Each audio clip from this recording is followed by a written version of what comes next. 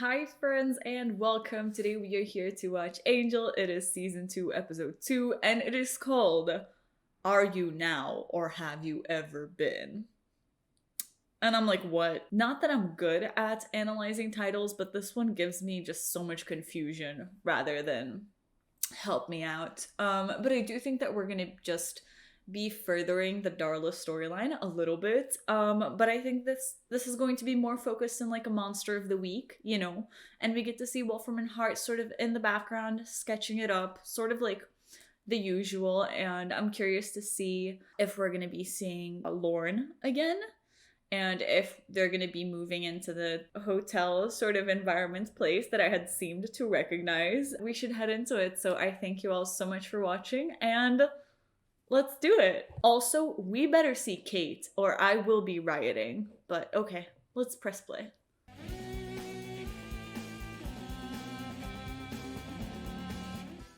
It appears to be abandoned. 68 rooms, 68 Oh! vacancies. California Spanish Deco influence, I'd say built in the late 1920s. English breakfast tea? Coffee? Oh, pause. Why is... I think it's gone bad. It's starting to coagulate. No, that's cinnamon. What, I can't try something? She's so cute! Have to access police files, focus on cold cases, homicides, unsolved missing Police? persons, start at the beginning, take it up to the present day. Oh, what? This is weird. The weekly bill for 217. Well, why me? I did it last time.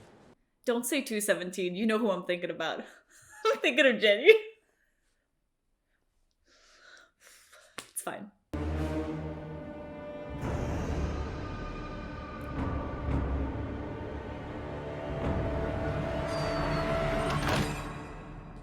Are you absolutely fucking shitting me? No, listen. I was literally going to make a joke about this because it's room 217 and they were saying like it's a killer and stuff like that. I was gonna say like, haha, it's Angelus because Angelus killed Jenny in 217 and now they pull a stunt like this. Listen, I know it's just a number, but this feels like a sign from God that they're reminding me of Jenny. I am so upset. Okay, but interesting though, I had no idea Angel was gonna have a backstory with that place. This is fascinating. I told myself I wasn't gonna break down over Jenny anymore. Something that also, it's so random, so forgive me. But the fact that Angel drinks O positive blood, sir, that is like the universal donor. Why can't you drink an AB that is like, not many people need it. If you're using O, so many people need that blood. So you should stick to like the least needed blood type. Human blood. Okay. What does it say? That's so funny.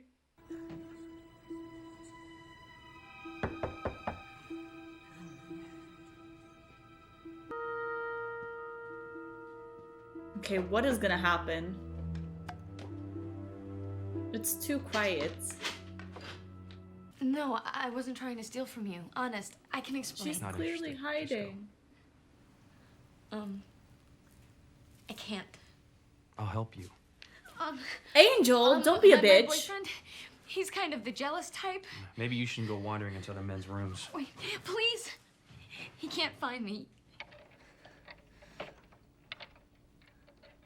And why don't you send her on out here, and that way I won't have to come in and get her. Angel, please kick You're not his coming in ass. here. Let's do it. Oh, fuck! Do much. Oh my god! He's going down. Listen, I know we got off on the wrong foot. My name is Judy. Oh, Angel, why do you gotta be like this? Or a mobile? Wesley, look who is staying here in 52. Well, now we know one thing for certain.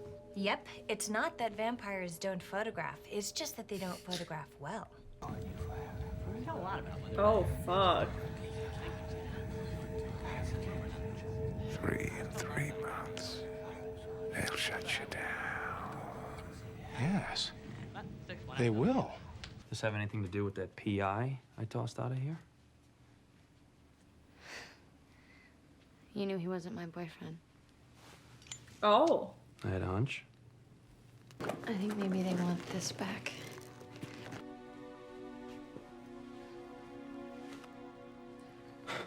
Ma'am. I haven't spent any of it. Not a dime. I can't even bring myself to touch it.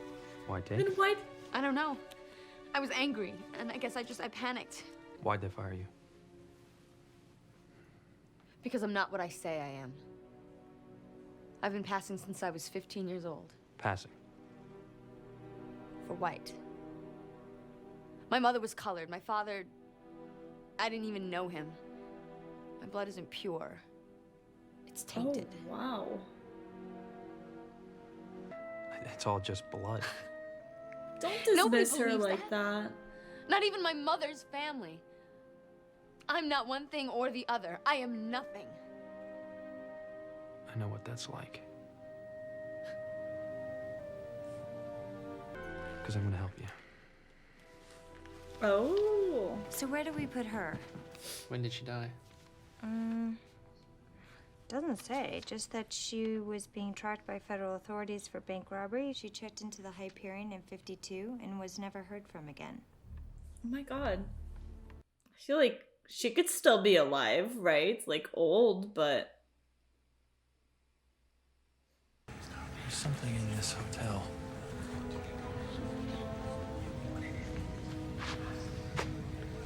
Something that's making people crazy.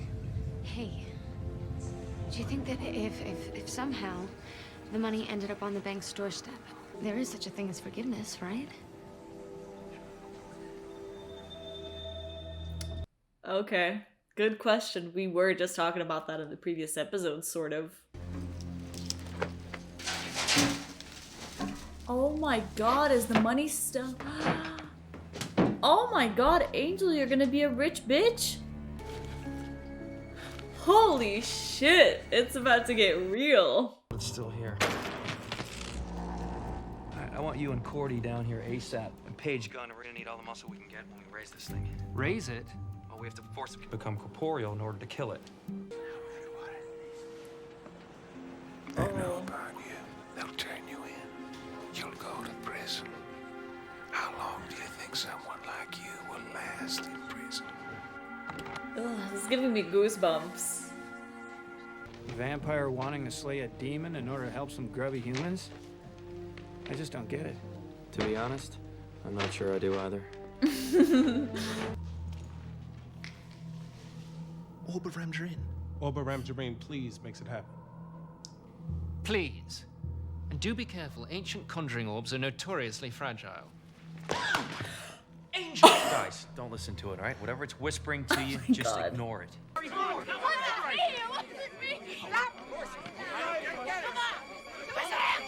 Look at his room! Go ahead, look! He's got blood! He's a monster!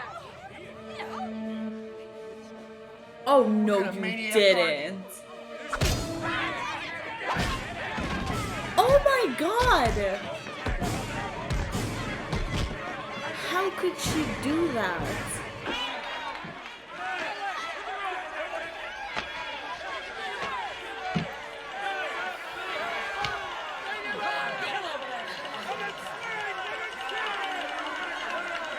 What the fuck? What the fuck?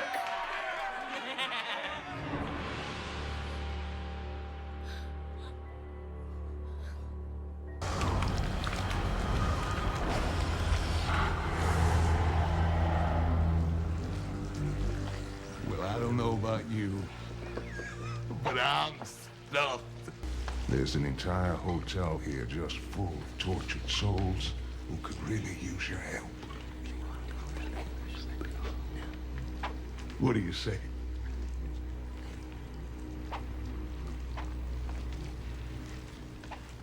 Take them all. Oh my god.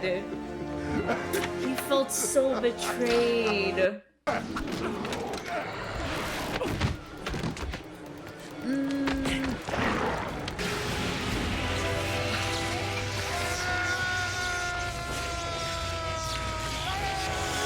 Wow, that was actually really smart. Oh my god, is it her? You look the same.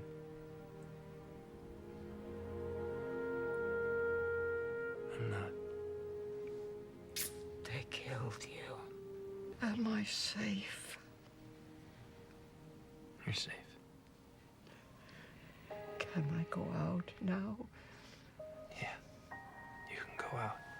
I need to take a little rest first. Just a little rest. Easy.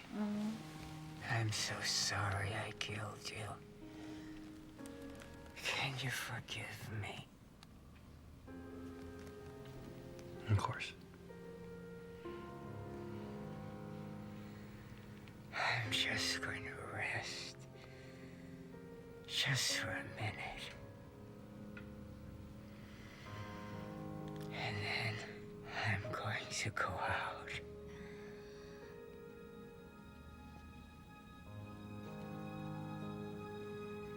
"70 years of violence, mayhem, and paranoia? Bad vibes. We're moving in. I mean, if you throw pillows, what's not to love?" Angel, surely you, more than anyone, must appreciate this is a house of evil. Not anymore.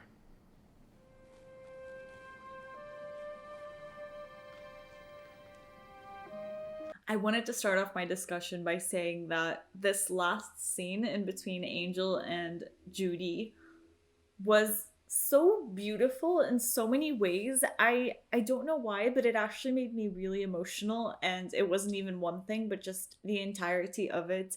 I think the fact that Angel was truly able to forgive her, the fact that she says he looks the same and he says that he's not, and you can see that he's not because he's being faced with the same things, and he chooses different things, he picks a different outcome, and it just shows how much he grew.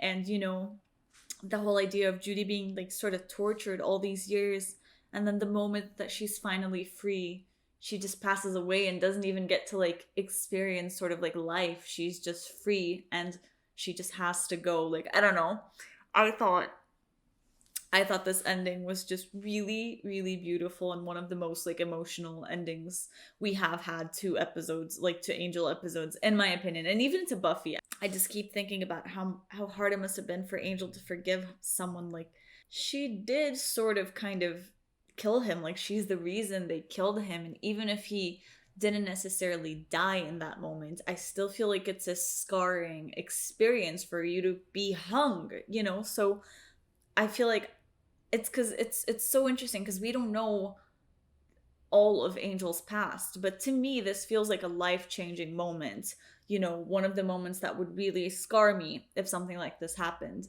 And so the fact that he is able to forgive her in the same way that he wants to be forgiven by others, you know, like by Giles for what he did to Jenny, for example, is just really fascinating because it shows to me that he really genuinely believes in forgiveness. He's not just asking for something that is an abstract concept. He's asking for something he genuinely believes in and genuinely accomplishes. And, you know, I was saying that in the previous episode, his conversation with Faith about redemption and sort of forgiveness and if they could ever achieve it.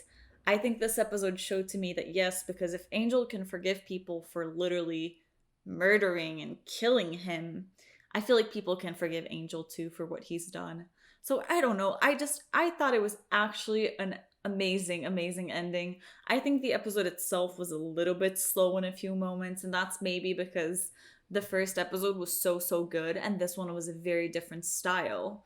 But it was still good. It was not my favorite episode, but this ending brings it to a whole other level for me. But they seemed to bring up a really, really interesting story with her that I thought was going to become an important part of the episode, and I was incredibly happy and blown away that they were bringing up these sort of conversations, which is about being mixed race. I was really curious to hear her perspective about it, her experiences. You know, they did hint towards it in the beginning with the racist clerk and stuff. Like, I thought they were really going to lean into that story, and that's what appealed to me about her. I was really curious to know more about that and to potentially talk about it a little bit more and, you know, make some sort of like social criticism, which I think they started to. So that storyline did leave me lacking a little, only because I wish they had taken it farther and we had gotten to like hear more about it and just about the experiences or about her relation to it. You know, I don't know. I thought it was such an interesting thing for them to bring up. They didn't make it as important as I thought it could have been. She was an interesting character, like stealing all that money. I want to understand now. Did Angel just become a rich bitch?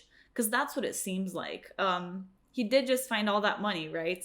So it's going to be interesting to see if he's going to like donate it or if he's going to sort of use it to further Angel investigations, which would be a smart choice, and I'm sure Cordelia would agree with me. A lot of setups in this episode, as always, right? But yeah, that lady, she really just stuck with me as an interesting character, because even though the betrayal makes me really hate her, because I can't believe she would do that to Angel, and I really feel for him, I can also understand her fears and the fact that she really was like, it's either me or him, and she picked herself, which is... it's hard because it's like I understand, but I'm like, man, this is not the right choice. So there's a lot of like complexities to like rights and wrongs in this episode, as always. I want to talk a little bit about the flashbacks because we have established Angel likes to use flashback. We have seen quite a bit of like Angelus and the whole, you know, sort of turning of Angel, and I feel like we have focused a lot on that aspect of things to a point where I never imagined that the flashbacks could show us a different part of Angel's life. So this is interesting because it leaves me thinking that we could honestly see like any moment of Angel's life, because I feel like it's so easy to forget that Angel has lived for so many years, like for so many lifetimes, really. And so he's probably been through like so much that we haven't seen, that we don't know. And so I like that this episode is a glimpse into that story of Angel that we wouldn't have known, and things that could potentially have affected him and maybe still do.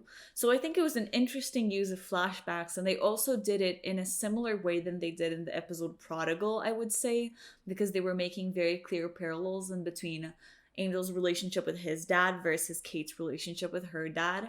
And then now in this episode, I think there were such very clear parallels, especially in the end, of history mimicking itself, of Angel, you know, bringing up the demon and stuff. And I like that it was sort of the same thing happening, and the only thing that was different was Angel. You know, last time he was alone, and last time he sort of said, fuck it, I don't care about sort of other people, which, by the way, I think is a very valid sort of trauma response because of what he had just been through. Of course, it's not exactly the right choice, but at the same time, those people did hang him, so I can understand a sort of like resentment on his behalf. And so I like that, like, this time when he's faced sort of with the same predicament, he picks a different route. And I like that he's not alone. He has 3 other people who are there to back him up, and he does like sort of the right choice of knowing he has to kill this demon. So I think it's interesting because it's like what he said he may look the same, but he is definitely not the same. And, you know, in the beginning of the episode, I was stupid enough. I mean, I should have figured, because then I remembered, like, oh, the gypsies and stuff. Like, obviously, he got turned into Angel again, like, a long, long time ago. But for a second there, I thought maybe he was still as Angelus. So it's interesting to see that even though he is not Angelus anymore, he's not exactly Angel either. I feel like there must have been a really hard moment of, like, you know, many years where he's sort of transitioning between both. Because just because he stopped being Angelus and he's not a killer anymore doesn't mean he suddenly knows how to become sort of human, especially after everything he's done. And I wonder how much of, and this is just me deciding to make everything about Angel, I wonder how much of his relationship with Buffy could have impacted his relationship with people again, and if it's that grounded him to sort of life again, because he always feels so nostalgic and so lost. And, you know, this flashback Angel is a completely different man than we know right now. So I wonder how much Buffy could have changed him, you know, for the better and stuff, of course. And overall, it just makes me hope that we get to see other points of Angel's life. Now I get curious, like now I'm actually curious about this. I wonder, you know, what other life-changing moments could have happened to him, because I figured that we had probably already seen all the life-changing moments, you know, his turning, his becoming Angelus, him stopping to be Angelus. I feel like that was sort of his life. But now I'm starting to think about it and I'm like, damn, there must be so much that we don't know. And now I really want to know. And I feel like it was such an interesting way for them to set up the new setting that I am like surprised, because obviously I recognized the setting, or at least I thought I did, from the later seasons of Angel that I have seen. But I did not have any context to it. And so I assumed that the context was that they found an abandoned building, they took over the abandoned building, end of story. But the fact that there is so much historical background to it, and not just like historical, but like personal to Angel, like the fact that he, like, I want to say he died there. He didn't actually die, but the fact that he got hung there, I would have not guessed that Angel would want to stay there given the background of what happened there, the betrayal. Like, this is a huge betrayal for him, and so many bad things happened in this place. And I feel like the regular sort of normal answer to that would be to say like, oh, I have bad memories from this place, I don't want to be here. That the fact that Angel did not see it that way, the fact that even though he was the one with the personal connection, he was also the one to understand that they could make new memories there, and that this was a new place is really interesting. Because I would have guessed that maybe the others would want to stay there and he would be like, oh, this is not a place that brings up good things for me. But I like that, again, it goes to show how much Angel changed and how much he believes in change. So it's really interesting, and I really am curious to see if they're going to, you know, sort of talk about the hotel more, or just curious to see how they're going to like move into it, because this feels like, you know, a really big change in Angel, like the series, you know, of getting a new place that I know this place is gonna last because I remember seeing it myself. So it's exciting, it's fun. It reminded me a little bit of like Room with a View, where we got the context for like Cordelia's apartments and that whole ghost, that whole scenario. So it's interesting. It's like it's felt like so many different episodes into one. But you know, talking about flashbacks though, that leads me to the point of Darla. It was interesting that we didn't get to see Wolfram and Hart at all. Like, there was no mention of Darla. And I do think that it makes sense because we're at a point in the season where we haven't fully established Darla's plans and those kind of things. I think I actually really got into the episode, and it was only when the episode was ending or after it ended that I was like, oh, we didn't actually see Darla, did we? Because I think they did it in a really good way as to like, the story just felt complete and felt like it was happening, and it wouldn't make sense for them to go to Darla considering the story we were talking about. But this is just my way of saying, I miss you, Darla. I understand why you weren't in this episode, but like, we just got you back, so I would like to see you more. But it's fine. I'll message the Angel writers. We'll work it out. I'm sure they'll listen to me because they definitely have in the past before. Other than that, we still didn't see Kate, so the concern is growing about Kate's overall presence in the season, but a girl can hope, so I'm still here, hoping, waiting. But we did get to see Gunn as like part of sort of the trio, which is not a trio anymore. I think this was the first time that I really saw him as a part of the group dynamic, especially because there were some shots of like the three of them where it was Gunn instead of Angel. And so I feel like that just gives you a familiar sense of like, oh, I know this sort of like shots and environment and like the trust.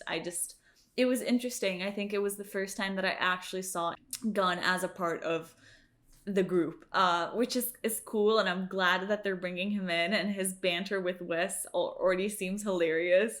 I think he was so right for calling Wes out. He has to say please and thank you. Like, come on, Wes. These are like the basics. But it's interesting to see that they don't seem to be getting off on the right foot, because I don't remember what their relationship was like, but it's interesting to see that it doesn't seem to be starting off in the best of ways. And now I'm just curious to see how Cordy is going to relate to Gunn, because I don't know how that relationship works out either. But it's really interesting to see him sort of start to finally get into things. And about Wes, I also want to say that I thought it was very interesting, like the monster itself, right? And saying that he is the one who has the most paranoia. I think that really adds up. It reminded me of 114, where Wes was hearing like his father's voice, right? Like his doubts and stuff were all about getting fired. Like clearly Wes still goes. And even I think the Faith episodes talked about this. Wes feels a lot of like guilt over losing his job as the Watcher, over everything that happened to Faith. And so I do think that it makes sense that he would be the one filled with sort of paranoia, because I do think he is one who lives in a state of like self-doubt. So yeah, I think it adds up, and it was a humorous aspect to it, but I also think that it made sense to his character.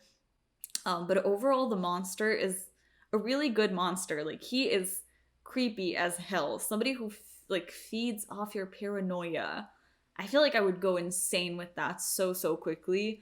I think it's a really interesting idea, and there were some moments that I was genuinely freaked out by it, and I almost wish we could see more of it, because I feel like the whole idea of feeding into these insecurities is just really creepy and can lead you to pretty much anywhere, right? Because when people start doubting themselves and everything, it can just, it can get really hardcore. And lastly, I think it was also just really fun to see a sort of different side to Hollywood. I thought it was funny to see like the actors and the screenwriters kind of like going at it, and just old Hollywood, like the vibes I thought were very sort of interesting in regards to the episode. Okay, so the name of the next episode is First Impressions. Okay, this could very much, my prediction, this could very much sort of be Gunn's intro to the team, because they have obviously already talked to him, they know that he exists, but I don't think we have sat down and actually talked to Gunn and like learned about him and stuff like that. So maybe First Impressions would be the four of them sort of sitting down and being like, hey, we're gonna bond. And now that I say it, it sounds incorrect. It's not gonna be that. But I don't know, First Impressions just gives me the idea that we're gonna be talking about somebody new. And in regards to new, it feels like Gunn. So it would make sense if we were to finally sort of understand Gunn a little bit more. But the more I say it, the less correct it sounds. So I guess I'm gonna have to watch the next episode to find out. I appreciate all of you watching this with me, and I will see you then. So bye-bye and stay safe.